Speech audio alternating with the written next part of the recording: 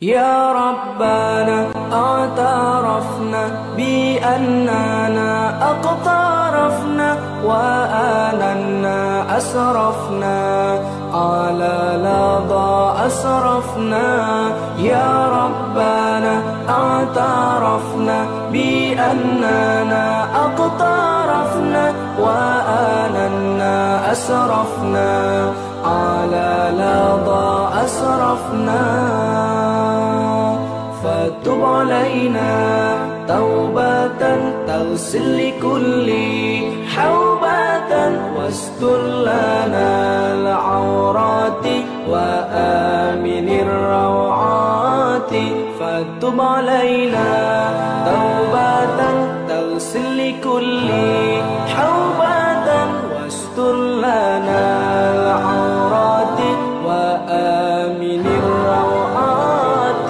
يا ربنا اعترفنا بأننا أقترفنا وآننا أسرفنا على لظى أسرفنا. يا ربنا اعترفنا بأننا أقترفنا وآننا أسرفنا على لظى أسرفنا.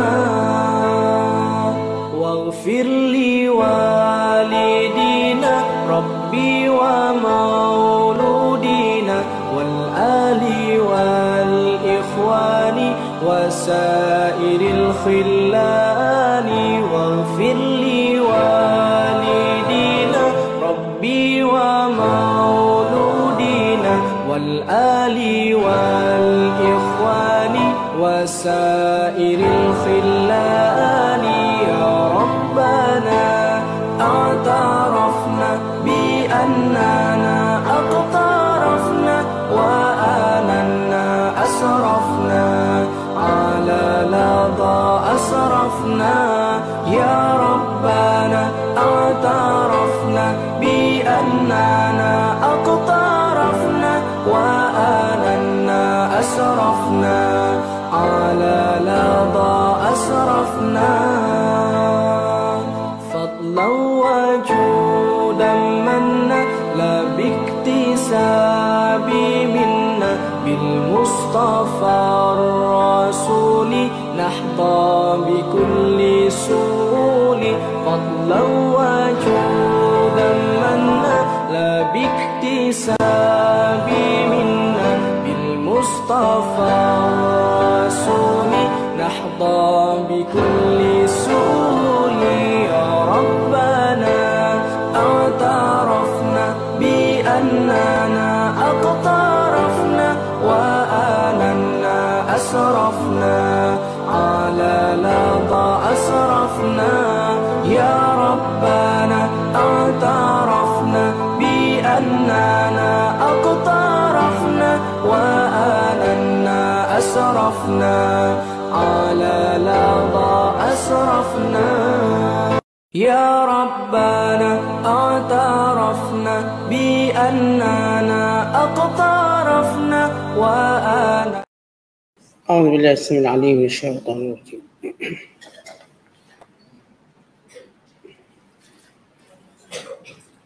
بسم الله الرحمن الرحيم. يا أيها الناس أنتم الفقراء إلى الله والله هو الغني الحميد إن يشأ يذهبكم ويأتي بخلق جديد وما ذلك على الله بعزيز ولا تزر وازرة وزر أخرى وإن تدع مثقلة إلى حملها لا يحمل منه شيء ولو كان ذا القربى لا يحمل منه شيء ولو كان ذا قربى إنما تنذر الذين يخشون ربهم بالغيب وأقاموا الصلاة ومن تزكى فإنما يتزكى لنفسه وإلى الله المصير وما يستوي الأعمى والبصير ولا الظلمات ولا النور ولا الظل ولا الحرور وما يستوي الأحياء ولا الأموات إن الله يسمع من يشاء وما أنت بمسمع من في القبور إن أنت إلا نذير إنا أرسلناك بالحق بشيرا ونذيرا وإن من أمة إلا خلا فيها نذير وإن يكذبوك فقد كذب الذين من قبلهم جاءتهم رسلهم بالبينات وبالزبر وبالكتاب المنير ثم أخذت الذين كفروا فكيف كان نكير. صدق الله العظيم.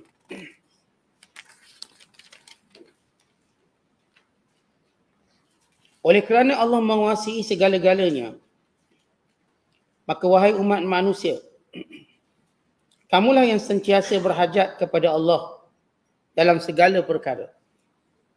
Sedang Allah dialah sahaja yang maha kaya lagi maha terpuji.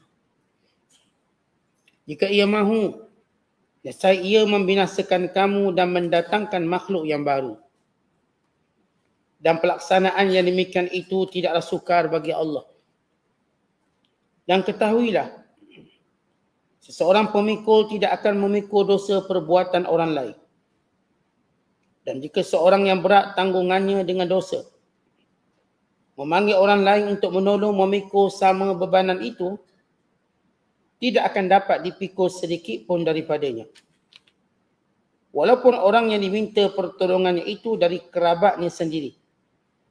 Sesungguhnya engkau, wahai Muhammad, hanyalah memberi peringatan kepada orang-orang yang takut melanggar hukum-hukum Allah semasa mereka tidak dilihat orang dan semasa mereka tidak melihat azab Tuhan, serta mereka mendirikan sembahyang, dan sesiapa yang membersihkan dirinya dari segala yang dilarang, maka sesungguhnya ia melakukan pembersihan itu untuk kebaikan dirinya sendiri.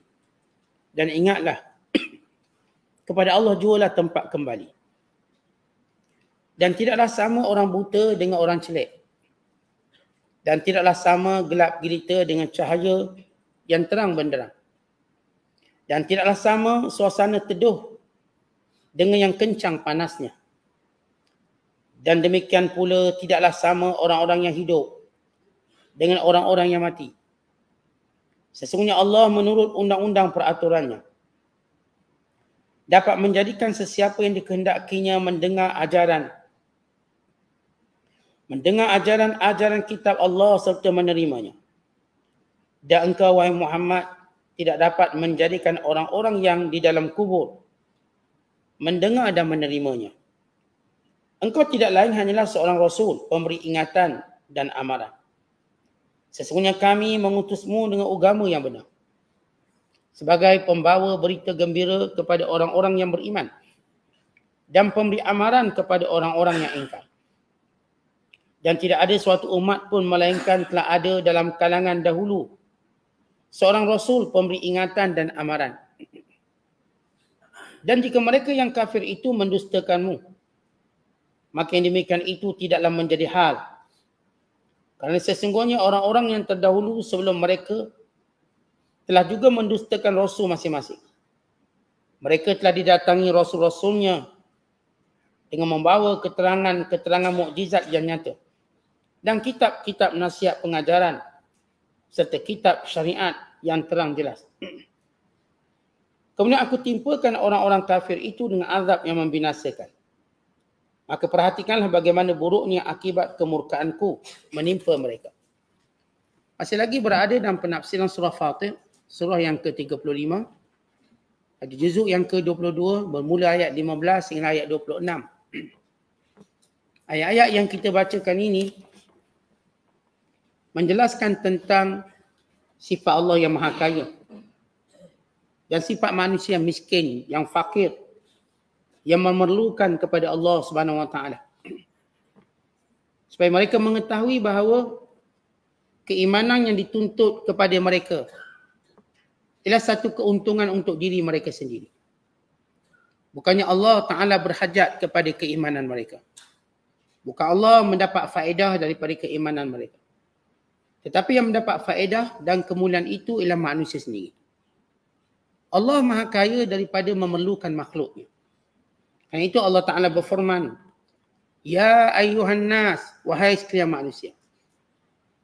Antumul fuqara'u ila Allah. Kamulah yang berhajat kepada Allah secara mutlak. Yang telah memberikan kehidupan, yang memberikan kamu segala keselesaan, pergerakan, yang memberikan kamu seluruh urusan dunia. Maka sembahlah Allah Subhanahu Wa Taala. Kerana penyembahan kamu, peribadatan kamu kepada Allah kembali kepada kamu. Allah tidak berhajat sedikit pun daripada ketaatanmu kepadanya. Antumul fuqara'u ila Allah. Kamu amat bergantung dan berharap kepada Allah.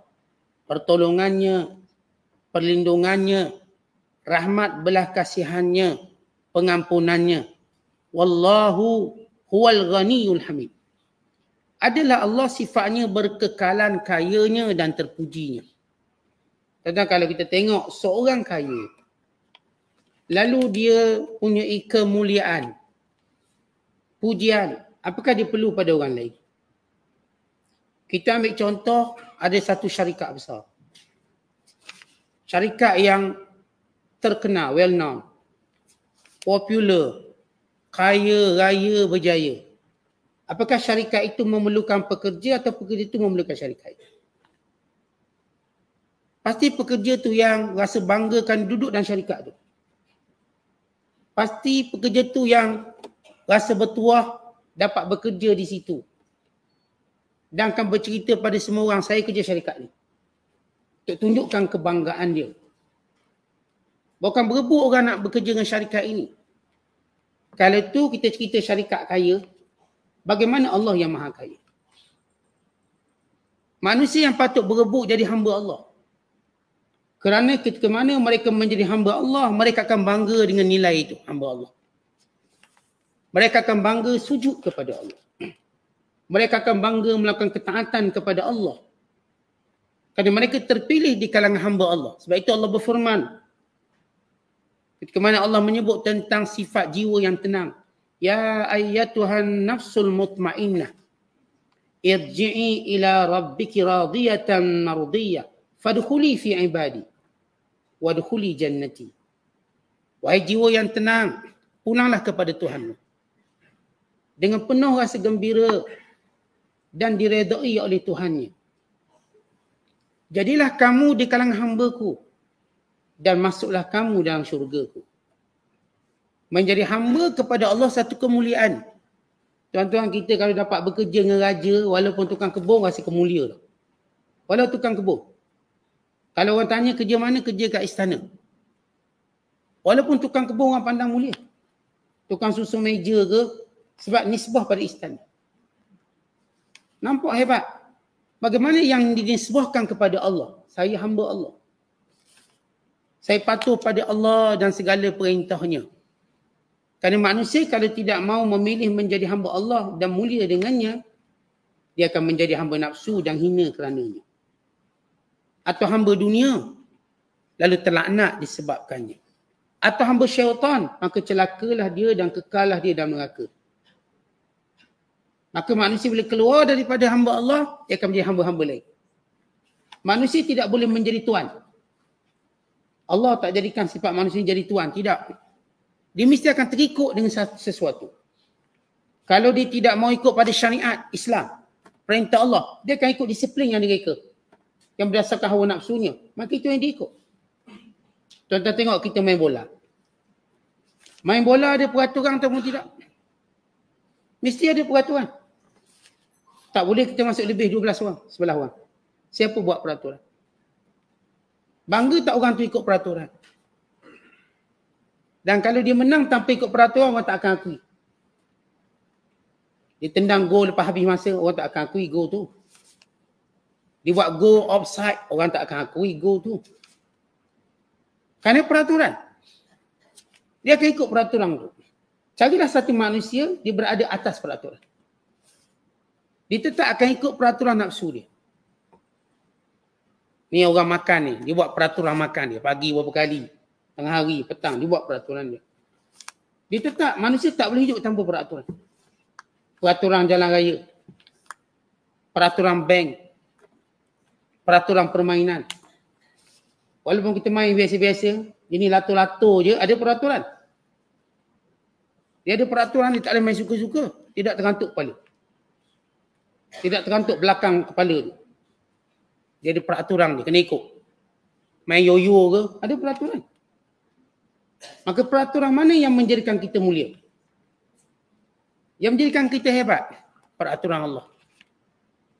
Allah jadikan peraturan kita tidak bertuhan melainkan kepadanya. Maka jiwa kita kuat. Kita tak takut hantu, tak takut setan, kita cuma takut Allah. Tuan-tuan, takut Allah lah yang jadikan kita mulia. Takut hantu kita jadi hina. Takut orang pun kita jadi hina. Takut dengan bayang-bayang sendiri pun jadi hina. Bila takut Allah nampak tak kuat. Bahkan ketika mana para ahli sejarawan mengkaji kenapa umat Islam boleh menguasai laut. Sebab mereka takut Allah. Ketika mana segala khurafat cerita-cerita aneh tentang laut. Ada jin lah, ada sotong gergasi lah. Lalu mereka takut nak berlayar. Kononnya matahari tenggelam dalam laut, menggelegak air laut, tak berani. Orang beriman atas nama tawakal pada Allah, bergerak seluruh dunia dan menyampaikan Islam. Seluruh dunia bergerak. Waktu tu jalan laut tak ada orang kuasai. Yang pertama menguasai jalan laut ialah umat Islam. Sehingga Rasulullah bermimpi melihat umatnya menaiki bahtera besar dan di atas kepalanya mahkota. Dan Nabi senyum. Lalu seorang sahabiat berkata, "Ya Rasulullah, kenapa senyum? Bangun tidur senyum." Lalu kata Rasulullah, "Aku melihat umatku menguasai laut." Lalu kata sahabat ini bernama Ummu Milham, Ummu Haram. "Ya Rasulullah, doakan aku menjadi salah seorang daripadanya yang akan berada di laut." Lalu kata Rasulullah, "Kamu di kalangan mereka." Akhirnya Ummu Haram menjadi wanita pertama bersama dengan tentera-tentera lelaki menjadi tentera laut Islam. Pada zaman Uthman bin Affan, Uthman bin Affan menjadikan Jeddah sebagai pelabuhan terbesar yang dipunyai ataupun yang mempunyai 600 buah kapal. Ini dipanggil armada tentera Islam yang menyebarkan Islam seluruh dunia. Tentu waktu itu dunia barat gelap lagi. Tak reti nak belayar, peta pun tak ada. Semuanya berpunca daripada takut Allah. Macam kita masuk hutan lah, takut hantu tu. Padang pasir hantu lagi. Laut ada hantu laut. Main hantu tak sudah-sudah. Jadi hina. Tapi bila seorang takutkan Allah, bagaimana dia berani pergi mana-mana pun. Mereka membawa ketakutan cuma pada Allah. Lalu mereka bergerak dan berdakwah. Seluruh dunia. Islam sampai. Yang diakui sebagai agama yang paling pantas bergerak. Agama yang paling pantas tersebar atas dunia ini Islam. Kenapa? Kerana umat Islam yang diajar cuma takut Allah. Tidak takut pada yang lain. Maka kerana itu menjadi hamba Allah mulia. Tapi kalau kita pilih untuk jadi hamba lain. Sebagaimana disebut dalam hadis. Ta'isa abdul dinar. Ta'isa abdul dirham. Ta'isa abdul qatifah. Celakalah orang yang menjadi hamba duit. Dinar dan dirham. Hamba pakaian. Hamba makanan. Celaka mereka semua. Binasa. Tapi bila jadi hamba Allah, mulia. Tak rasakan bila kita jadi hamba Allah, mulia kita. Mematuhi peraturan dengan pakaian menutup aurat. Dengan waktu solat yang dijaga. Dengan hal haram yang diperhatikan. Tutur bicara akhlak yang dipelihara. Semuanya menjadikan kita seronok. Dengan pahala yang kita harapkan. Syurga yang kita dambakan. Pertemuan dengan Allah yang menjadi cita-cita kita. Sehingga kita menyusun matlamat-matlamat yang agung dalam hidup. Ketika mana orang kafir tak ada matlamat. Cuma makan, minum, tidur jadi macam binatang. Kita letak matlamat pertemuan dengan Allah. Kerinduan bertemu dengan Allah. Menatap wajah Allah yang mulia. Dalam syurga. Di tempat yang mulia. Ini menjadi cita-cita yang tak ada kepada hamba lain pada Allah. Hamba nafsu, hamba syaitan. Yang hamba nafsu kita makan. Biar sampai mati. Biar kaya lepas tu tak tahu nak buat apa. Lepas kaya bankrupt tak tahu. Macam mana nak start lagi. Ni ada orang ketiga kaya di dunia. Dia rugi 100 bilion. Sehingga duit dia tu jadi sikit. Dia mula takut. Asal catat nombor 3. Terkaya di dunia. Orang India. Rugi dalam satu tempoh singkat 100 bilion. Bukan sikit 100 bilion tu. Maka mula disamang oleh banyak syarikat. Ini ada seorang bilioner kripto terkenal. Dia kata kononnya dia akan kaya, dia nak derma semua orang miskin. Rupanya dia scammer terbesar dunia. Dan dia bankrupt dengan bilion aset dia. Bankrupt habis. Scammer. Yang bankrupt ni siapa? Pelabur yang percaya kat dia. Pelabur kripto. Habis. Dalam satu tempoh yang singkat. Akhirnya menjadi orang kecewa dan putus asa dalam hidup. Dan ini semua pengajaran nak beritahu pada kita jadi hamba Allah ni hebat. Kalau menjadi hamba Allah, kita tak akan reti makna putus asa. Dan kita sentiasa melihat setiap takdir Allah itu baik untuk kita. Setiap takdir baik. Itulah dia hamba Allah. Kerana Allah tidak memutuskan satu takdir melainkan baik untuk kita. Apatah lagi saya katakan hamba Allah lah yang melihat adanya akhirat. Yang hamba syaitan dia tak nampak ada akhirat. Yang hamba nafsu dia tak nampak ada akhirat. Semua ni cuma nampak dunia, bila gagal kat dunia maka bunuh diri. Habis tak ada apa-apa. Maka kata Allah, Allah tu maha kaya, maha terpuji. Kamu patut rasa bangga bila kamu mengikuti perintah Allah dan menyembahnya. In yasha, kalau Allah ingin. Yudhibkum, Allah boleh binasakan kamu. Wa ya'ti bi khalqin jadid. Baik, kalau kamu tak nak beriman. Kalau kamu tidak taat dan patuh. Senang je Allah musnahkan kamu semua, ganti umat lain. Kerana Allah tak boleh, Allah boleh musnahkan semua. Itu yang berlaku pada kaum Ad, kaum Samud, musnah semua. Tak ada keturunan.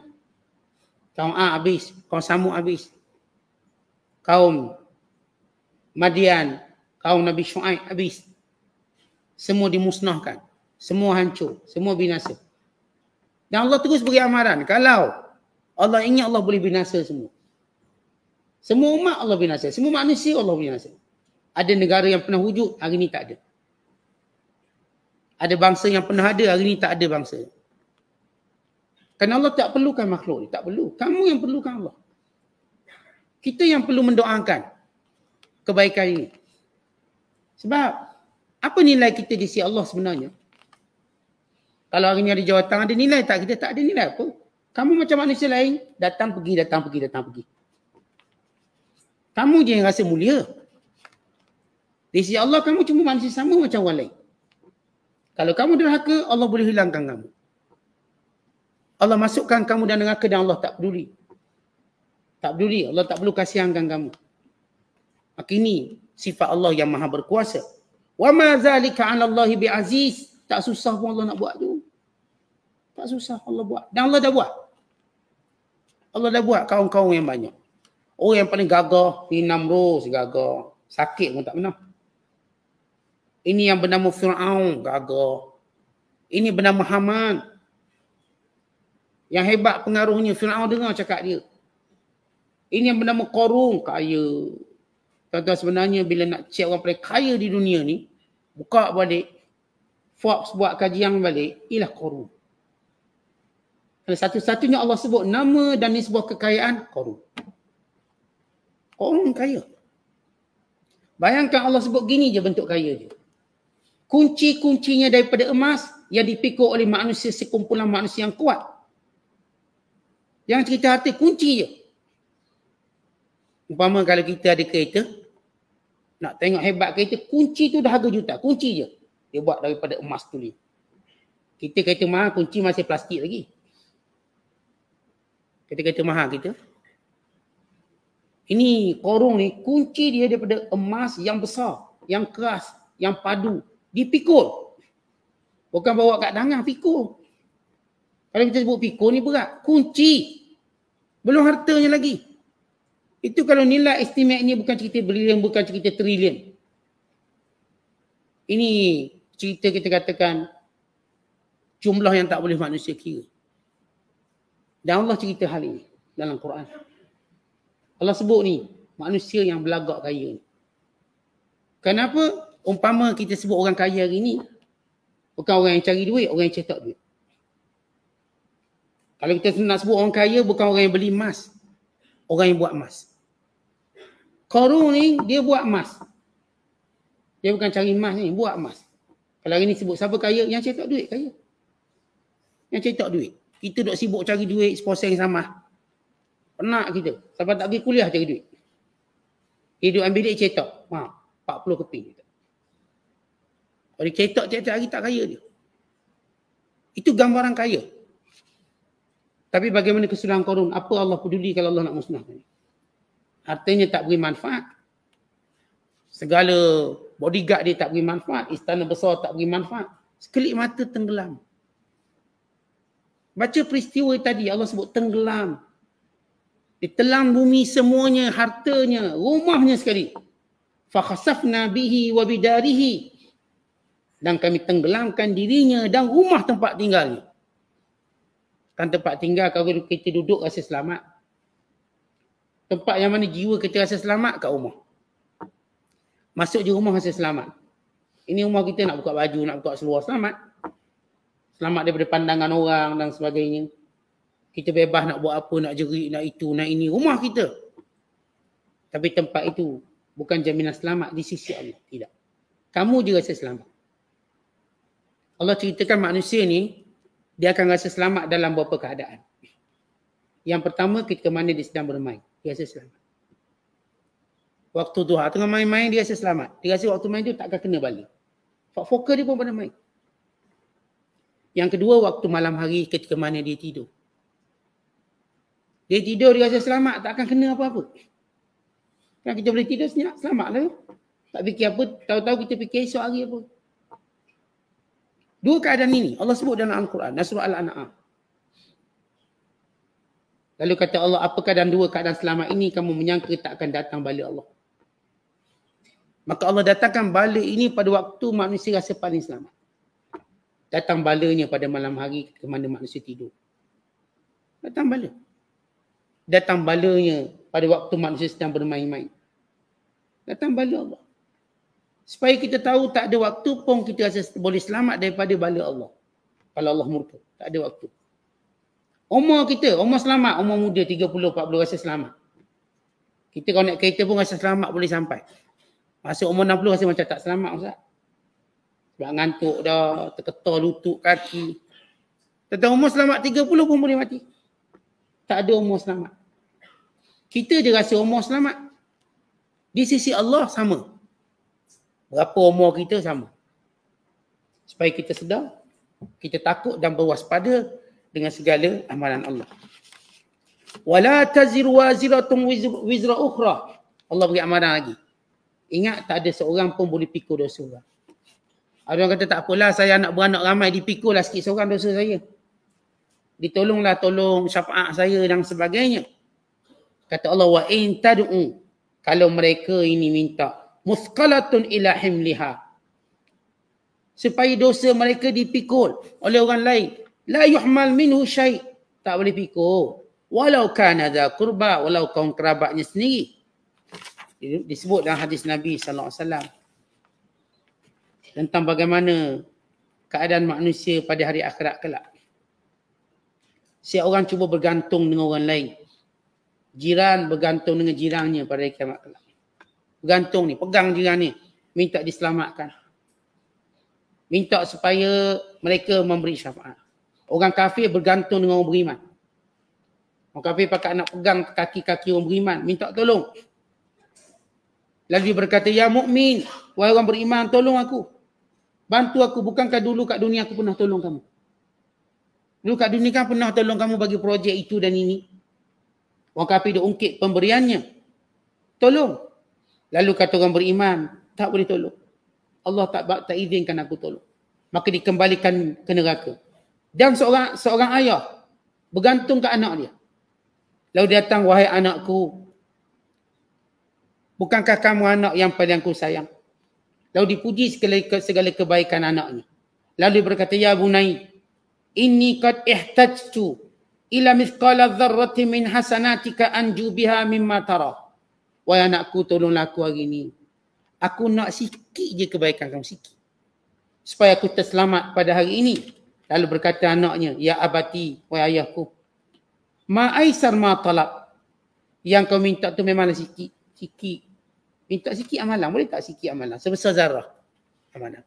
Walakinni atakhawafu misla ma tatakhawafu fala astati'u an u'tiyaka syai'an. Tapi aku pun takut macam ayah takut. Aku tak berani beri sikit pun kebaikan. Takut-takut aku beri, aku masuk neraka pula. Si ayah merayu ke anak-anak. Mu ni dulu anak soleh, anak baik. Dipuji dengan segala pujian. Hari ni aku perlukan sikit je pertolongan. Beri amalan aku sikit. Lalu katalah anak-anak dia, wahai ayah tercinta. Memang ayah minta tu sikit. Tapi saya juga bimbang macam ayah bimbang. Saya takut kalau saya beri ke ayah, saya yang binasa. Lalu lelaki ini datang bertemu dengan isterinya. Bergantung dengan isteri dia. Merayu dengan isterinya. Ya fulana, au ya hadhihi, ayu zaujin kuntu laka. Wahai isteriku yang tercinta. Bukankah dahulu aku suamimu yang baik? Baik. Lalu dipuji isterinya. Awak ni dulu baik, bagus. Dia puji segala-galanya. Fayaqulu laha. Dan dia berkata pada isterinya, inni atlubu ilaiki hasanatan wahidatan. Tahabiha li la'alli anju biha mimma taraina. Wahai isteriku yang tercinta, aku nak satu je kebaikan. Supaya aku selamat hari ini. Sebagaimana kamu tengok keadaan aku. Lalu isterinya kata, ma'aisan ma talab. Memanglah kau minta kecil, sikit. Walakinni la utiku an u'tiyaka syai'a. Tapi aku tak mampu beri sikit pun. Inni atakhawafu misla alladhi tatakhawafu. Aku bimbang macam kamu bimbang. Maka tunggu ayat ini. Wa in tad'u muthqalatu ila himliha. Kalau diminta kebaikan atau diminta tanggung dosa. Ni dosa ambil sikit boleh tak? Walau kaum kerabat terdekat, dia tak akan mampu tanggung. Akhirat kelak, tuan-tuan sekalian. Ketika hari kemuncak. Supaya manusia tahu hari ini tak berguna seluruh kaum keluarga anak pinak. Seluruh kabilah, seluruh pujian manusia. Allah jadikan kalangan manusia ini cuma sikit, satu hilang pahala. Sikit. Dosa banyak sangat, kebaikan sikit. Kebaikan ini nak satu lagi untuk mengatasi kejahatan untuk dia masuk syurga. Lalu dia melilau cari orang yang diharapkan. Pertama cari anak dia, ayah cari anak. Lepas tu cari isteri dia. Bukan mana-mana kaum kerabat, minta satu je kebaikan. Semua mereka menolak untuk bagi. Dan kita kena ingat sebelum kita cerita syafaat, cerita dulu keadaan ini. Syafaat itu last sekali. Kadang Allah nak tunjuk bahawa hari ini kalaupun kamu ada keluarga besar, kalaupun kamu ramai kenalan, kalau kamu tak ada amalan jangan harap boleh selamat. Kamu minta, tuan-tuan kat dunia minta duit, jauh lebih senang daripada minta pahala akhirat kelak. Hari ni kita minta duit, hak ni tak bagi, yang ni bagi. Sebab tu skema boleh hidup. Ada je orang bagi dia. Sebab tu pengemis semua boleh hidup. Tuan-tuan tak nak bagi, tuan-tuan katalah dia penipu, ada orang bagi. Mesti. Tuan-tuan tak suka kucing, tak bagi makan. Ada orang bagi makan kucing. Dia ada je orang akan simpati atas dunia. Tapi tidak akhirat. Tidak akhirat. Supaya mereka hanya memohon pada Allah hari itu. Kerana Allah tak izinkan siapa pun bagi sebelum waktunya. Kerana itu dalam Quran sebut, man dzalladzi yashfa'u 'indahu illa bi'idnih. Siapa yang boleh beri syafaat kalau bukan tanpa izinnya? Yang dimaksudkan izinnya ialah pada waktu yang Allah suruh pun boleh. Waktu tak boleh memang tak boleh. Siapa pun. Akhirnya mereka mencari-cari ni minta. Sebab hilang atau kurang satu pahala. Kita bayang kalau yang jadi banyak pahala nak. Ni satu pun belum tentu dapat. Jangan cerita yang minta banyak. Yang saya kata kat dunia, kalau orang tak simpati dengan kita, akan ada orang lain. Tuan-tuan minta, beratus orang tak nak bagi, mesti ada orang bagi. Mesti ada. Itu sifat dunia. Tapi tidak sifat akhirat. Bernilainya kebaikan. Kerana itu Allah kata apa? Innama bahawasanya tunzirul ladhina yakshawna rabbahum bil ghaib. Wahai Muhammad, tugas kamu ialah terus memberi peringatan kepada mereka yang takutkan Allah dalam keadaan ghaib. Maksud takutkan Allah dalam keadaan ghaib, dalam keadaan dia tak lihat Allah, tapi keimanannya kepada Allah dia takut. Dalam keadaan dia belum melihat azab Allah, dia belum tengok pun neraka. Tetapi dengan peringatan tadi menjadikan dia takut dengan aku. Maka kamu wahai Muhammad, dengan nasihat dan peringatan kamu memberi manfaat kepada mereka ini. Wa aqamus salah, dan yang mendirikan solat. Yang mendirikan solat akan mendapat manfaat daripada nasihat kebaikan.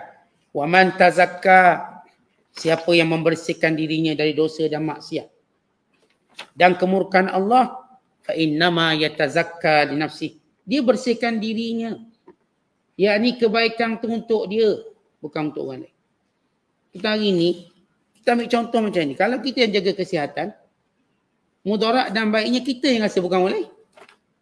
Bila tuan-tuan sakit sebab tak jaga kesihatan sebagai contoh, orang lain rasa tak sakit kita. Kita menggelupulah seorang hantar kata itu sebab sakit perut.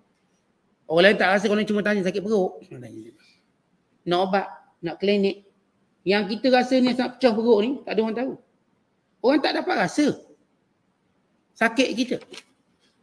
Supaya kita tahu kalau apa yang kita buat kat dunia ni, kita rasa, kita lah rasa, orang lain tak rasa. Tuan-tuan makan sampai kenyang. Orang lain boleh rasa tak kenyang kita tu. Kita makan kenyang. Makan kuih tiaunya, makan nasi tu, makan sikit kenyang. Dan boleh tak kita kongsi kenyang tu dengan orang lapar? Awak lapar, saya kenyang ni, banyak, ambil kenyang saya sikit. Boleh tak kita bagi? Kenyang kita? Tak boleh. Dia tak sihat, kita sihat. Boleh tak awak transfer sihat awak sikit? 10% ke? Sebab saya tak sihat tu, ngantuk ni. Transfer sikit. Tak boleh. Jangan kata sihat. So transfer bateri pun tak boleh. Telefon tuan-tuan nak mati. Lagi 5 lagi. Tu tengok telefon je 5 lagi bateri. Sihat nak mati.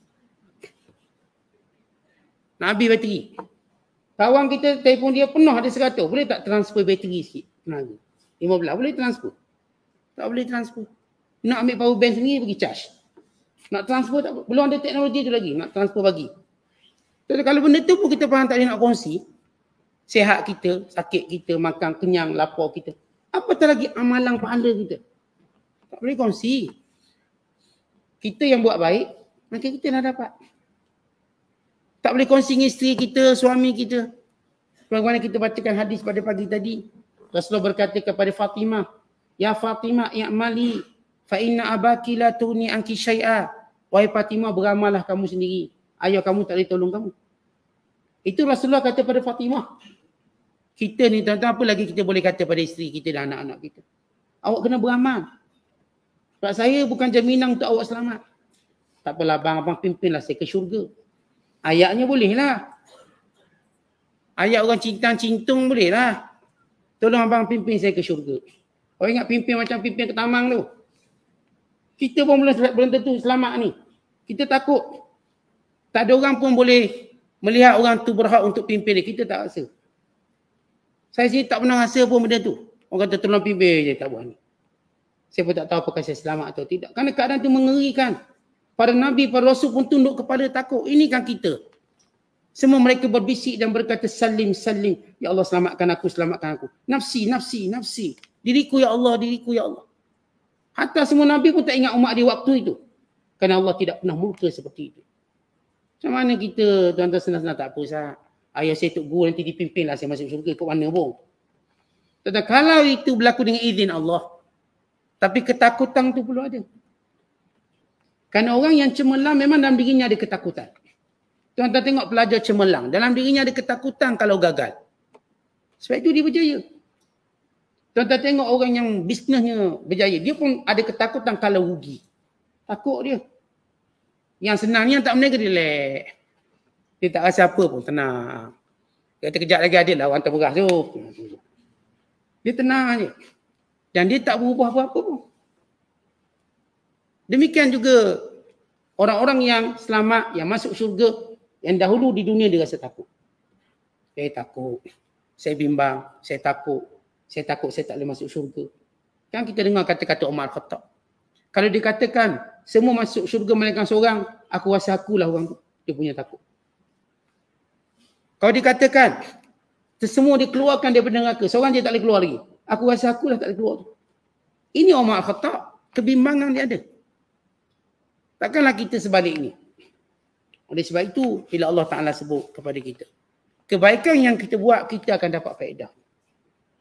Kan itu sebagaimana kata Hatim Al-Asam, siapa yang akan berpuasa kepadaku bila aku mati? Siapa yang akan solat untukku bila aku mati? Siapa yang akan bersedekah untukku bila aku mati? Siapa? Kalau tuan-tuan tak semayang sekarang, siapa nak semayang untuk tuan-tuan? Yelah, semayang jenazah boleh lah sekali. Maksudnya untuk berkekalan amalan tu siapa boleh buat? Kalau tuan-tuan tak bersedekah sekarang, siapa nak sedekah untuk kita? Saya tak sedekah untuk mak saya lah. Kalau ingat, tak ingat. Kalau kita sendiri tak boleh ingat diri kita, bagaimana orang boleh ingat diri kita? Maka benda ni menjadikan kita bersungguh-sungguh untuk membersihkan diri dengan mentaati Allah. Dan menjauhi segala dosa. Sebab tak ada orang boleh ganti kita buat baik. Seperti kita. Kalau tuan-tuan buat baik, tak berapa ikhlas. Jangan harap orang lain buat ikhlas kepada kita. Tak mungkin. Kita sendiri tak boleh nak buat bersungguh. Takkanlah orang lain nak bersungguh buat untuk kita. Tiba-tiba orang lain bersungguh-sungguh semayang untuk kita. Tak mungkin. Kita yang mesti bersungguh-sungguh membersihkan diri kita. Ingat, setiap orang akan bersendirian. Semua. Yang namanya suami, jangan fikir isteri. Kamu seorang nanti. Yang namanya isteri, jangan fikir suami. Kamu seorang nanti. Yang nama ayah, jangan fikir anak. Kamu seorang nanti. Yang nama anak, jangan fikir ayah. Kamu seorang nanti. Yang nama pemimpin, jangan fikir rakyat kamu. Kamu seorang nanti. Tak apa, rakyat saya ramai. Tak akan beri manfaat. Kamu seorang. Semua bangkit seorang-seorang dari kubur masing-masing. Maka ini peringatan Allah. Kemudian sesudah Allah menyebut bahawa Allah itu maha kaya. Kemuliaan pada manusia yang taat. Kalau Allah beri perbandingan orang beriman dengan orang kafir, kebenaran dan kebatilan, syurga dan neraka. Lihat perbandingan mudah Allah bagi supaya kita fikir mudah je. Kata Allah, "Wa ma yastawil a'ma wal basir." Tak akan sama orang buta dengan orang celik. Yang ni tak akan sama orang kafir dengan orang beriman. Orang kafir itu buta, tak nampak kebenaran. Dah beritahu berhala itu bukan Tuhan, berhala bukan Tuhan, tak nak sembah juga. Buta. Kita tuan-tuan beritahu depan ada lubang, dia lalu juga kita buta sungguh dia ni. Orang dah cakap ada lubang, buta ke apa?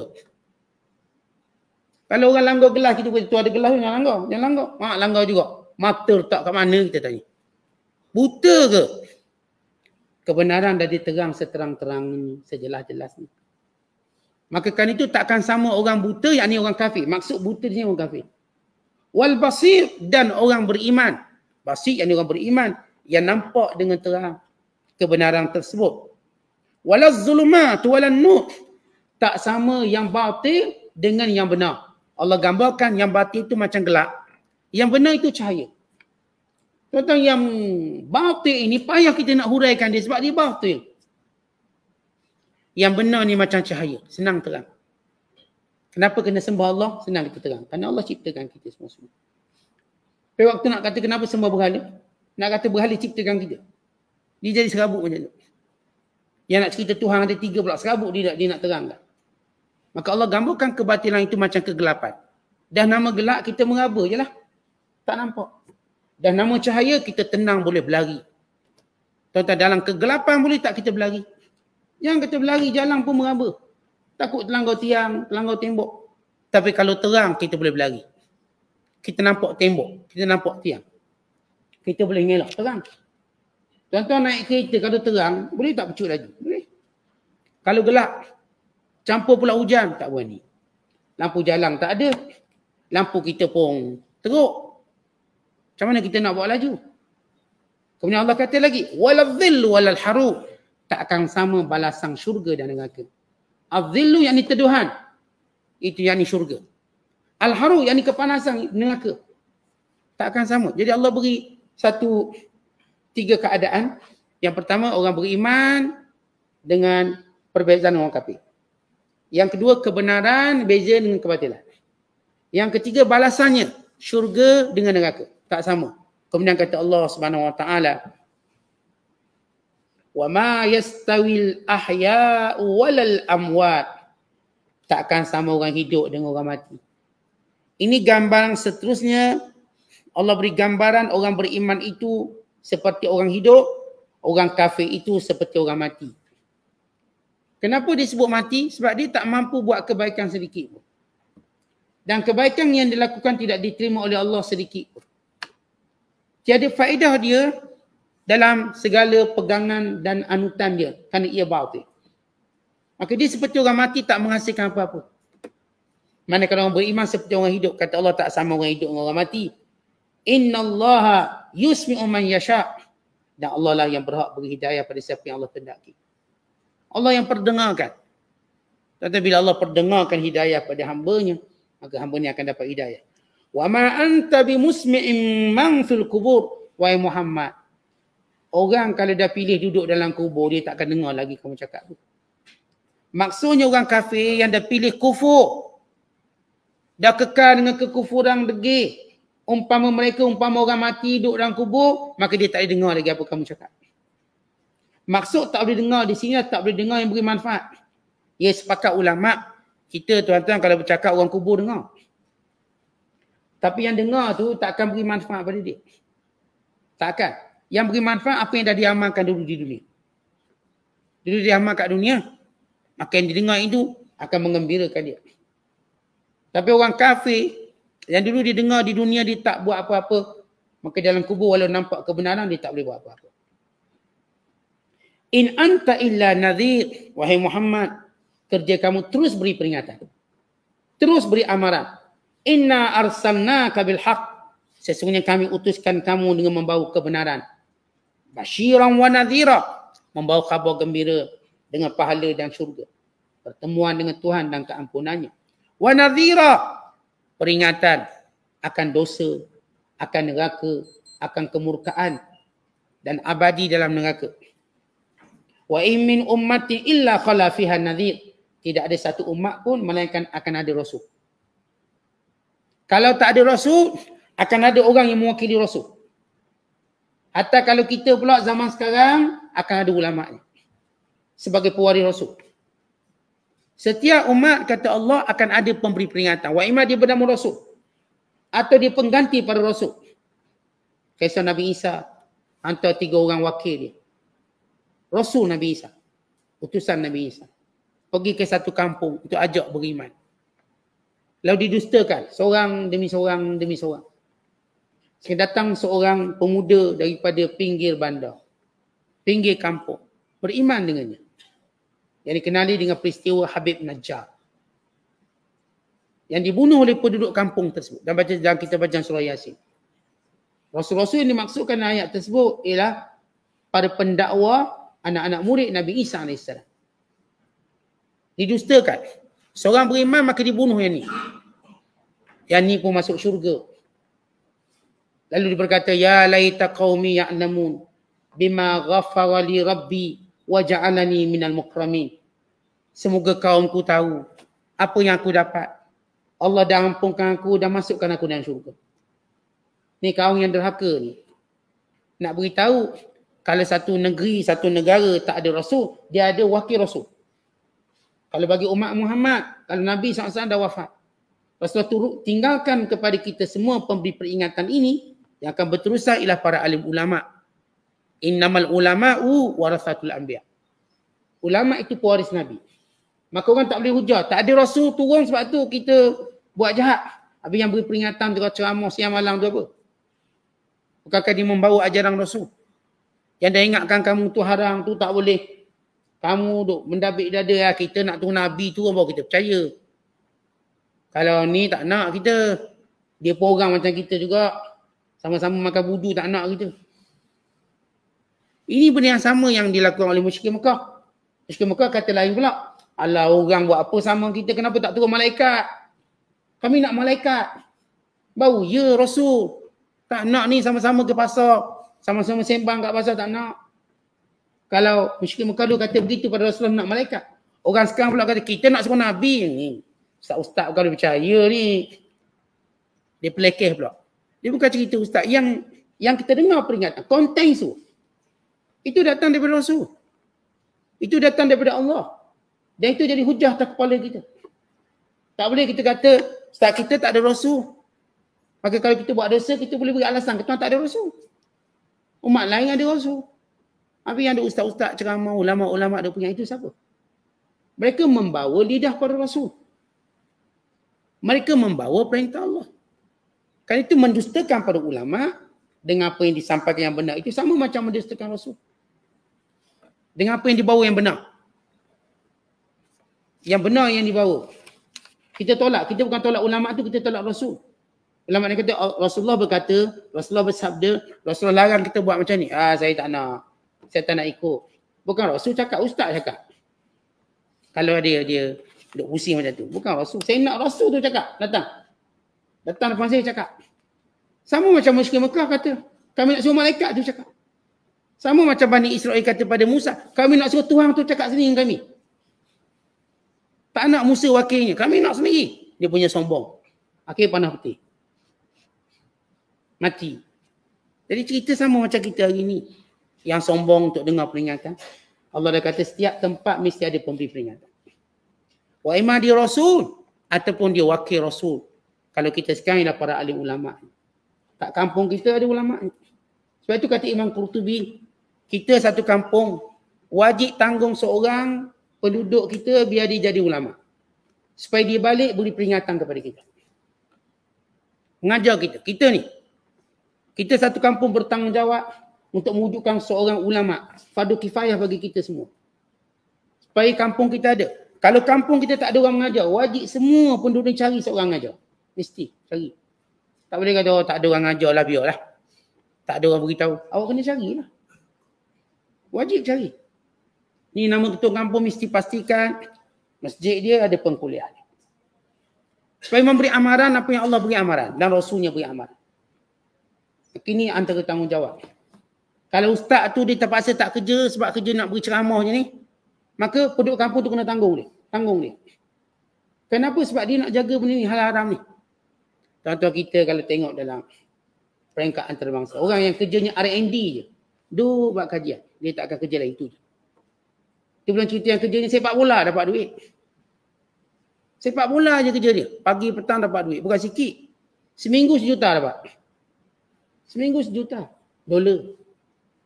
Setahun berapa puluh juta. Kerjanya cuma tenang bola, hiburkan kita sikit-sikit. Dia pun asyik kalah memanjang ni. Beli mahal-mahal, buat go pun tak dapat. Tapi orang tak apa, tak asam bazir. Orang bangga. Kena ustaz kita bagi RM100 jadi ceramah. Oh, dunia kuat ustaz. Kuat dunia. Kuat tunggang dunia ni. Baik kalau macam tu, ustaz kerja punya atas. Jadi siapa yang ambil peranan mengajar ni? Kalau kita pertikaikan benda tu, pada yang lain kita tak pertikai, jadi ustaz-ustaz senang lah. Orang duk fitnah kuat sangat, kita jual je minyak atar ke, niaga ke, buka cawangan nasi kawuk ke, senang. Tak ada orang kata kat kita. Tapi apa jadi pada agama? Apa jadi pada agama kita? Kalau saya katakan orang ramai boleh pakat bayar, orang-orang yang tak adalah peranan sangat, tapi kena jaga situ. Demi untuk keselamatan. Kita duk bayar tentera kita. Gaji dia.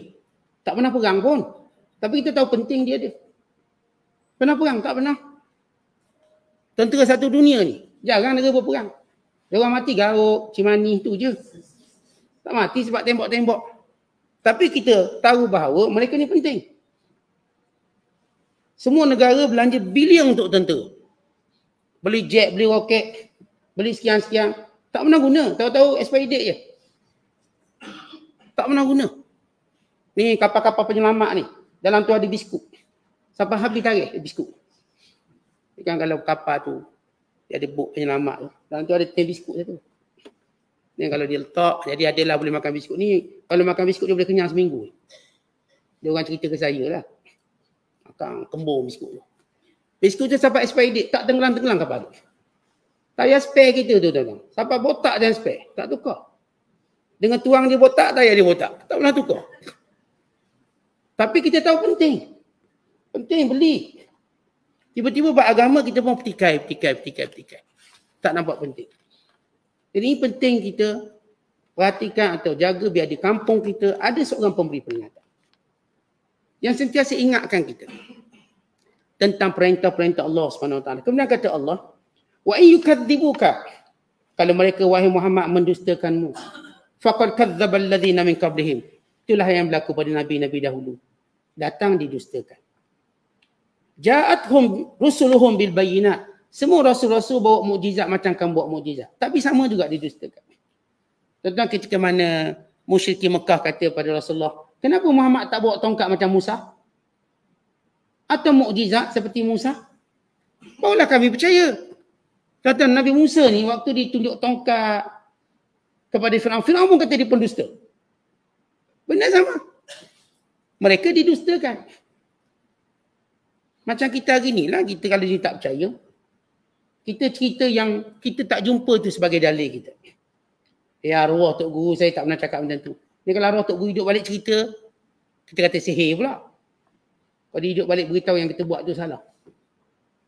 Yang musyrikin Mekah waktu mereka nak tolak ajaran Islam, mereka kata, wahai Muhammad, kenapa kamu tak bawa mukjizat macam Nabi Musa? Macam-macam mukjizat ni. Kalau bawa mukjizat macam Nabi Musa, kan beriman. Tuan-tuan, Nabi Allah Musa yang tunjuk semua mukjizat yang Allah izinkan dia, pun kafir juga orang mereka ni. Pun kata Nabi Allah Musa ni sihir, ada sihir. Jadi tak ada poin pun untuk benda tu. Wahai Muhammad sallallahu alaihi wasallam, kalau kamu didustakan, Rasul-Rasul dulu bawa mukjizat terang benderang juga didustakan. Wabiz Zuburi, dan bawa pula segala wahyu-wahyu Allah, Taurat, Injil, Zabur, bawa tunjuk. Wabil Kitabil Munir, kitab yang terang benderang dalam menceritakan, disebut perkataan Az-Zubur, yang buku kitab-kitab yang tertulis seperti Suhuf Ibrahim yang mengandung syariat, dan juga Wal Kitabil Munir. Wal Kitabil Munir, dan juga wahyu yang berupa Taurat, Injil, kitab sebiji. Mereka tetap mendustakannya. Artinya bawa mukjizat dia dusta, bawa kitab pun dusta. Ceritanya mereka tak nak fikir, tapi mereka nak dusta je. Thumma akhadhtul ladzina kafaru. Kemudian aku binasakan semua orang kafir. Akhadhtu bermaksud aku binasakan mereka semua tanpa ada yang selamat. Mereka yang beriman. Fakaifa kana nakir. Maka bagaimana Allah Ta'ala mendatangkan kemurkaannya kepada orang ni. Golongan ni. Jadi isu orang tak nak terima kebenaran, bukan tak jelas kebenaran tu. Bukan tak kuat kebenaran tu. Tetapi hawa nafsu dan kejahatan yang ada dalam diri seorang dan tidak mau berfikir. Tuan-tuan tengok kita ni, banyak benda betul kita tak nak terima. Kenapa? Kita tak nak fikir. Kerana kita tidak mahu melihatnya dengan mata hati yang sebenar. Kerana perkara ini bagi kita macam rugi kita. Walhal menolak kebenaran itu jauh lebih rugi daripada apa yang kita bayangkan. Ramai orang dia cuba tolak kebenaran, dia menganggap kalau terima kebenaran dia jadi rugi. Tahu-tahu orang melabur, kita kata melabur tu salah. Tak nak. Inilah dengki orang Melayu nak kaya sikit, dia kata haram dah melabur ni. Tak, awak punya pelaburan tu salah ni. Ni muamalah forex ni tak betul ni. Ribawi. Tak dia nampak untung, melabur untung banyak. Allah lagi lah. Akhirnya dia nampak bala Allah. Ramai orang tolak kebenaran sebab dia melihat kebatilan tu macam untung. Tuan-tuan, dia cuma untung seketika. Kalau dia timbul seketika untuk tenggelam selama-lamanya. Kebenaran walau ditenggelam seketika untuk ditimbul selama-lamanya. Jadi terpulanglah manusia nak pilih yang mana. Tapi ingat, bila mereka pilih kebatilan, maka kamu akan lihat bagaimana murkanya Allah pada kamu. Macam mana Allah akan binasakan dunia akhirat. Orang-orang yang Allah murka bukan akhirat aja, akhirat itu memang pasti. Dunia juga. Allah tak akan lepaskan dia dari dunia ini. Melainkan dia akan mendapat akibat perbuatan jahat dia. Semua berlaku kepada orang yang buat jahat. Dia akan rasa. Sebab kita tubuh akan menua. Dan kita semua akan berada dalam sakaratul maut. Bertemu malakul maut. Waktu itu kita akan tahu bagaimana nilai dunia sebenar. Hari ini banggalah dengan dunia, banggalah dengan segala kita ada. Kelak kita tahu tak ada benda pun kita nak bangga selain pada amal soleh. Selain daripada keimanan kita pada Allah dan ketakwaan padanya. Wallahu a'lam bishawab. Assalamualaikum warahmatullahi wabarakatuh.